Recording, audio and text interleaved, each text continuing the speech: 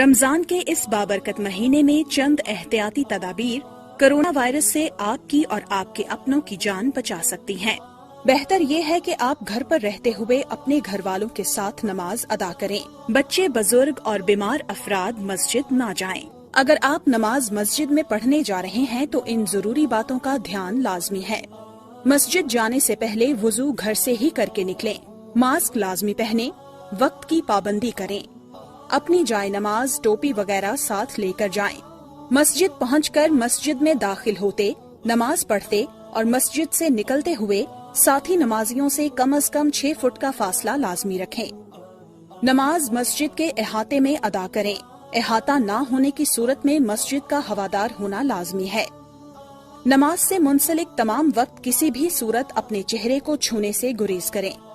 हाथ मिलाना, गले मिलना और गैर जरूरी गुफ्तगू करना मना है। मस्जिद में कयाम के दौरान किसी भी चीज को मत छुएं। मस्जिद से वापसी पर घर आते हुए और घर में दाखिल होकर तब तक किसी चीज को ना छुएं जब तक आपने हाथ और मुंह 20 सेकंड तक साबुन से अच्छी तरह ना धो लिए हों।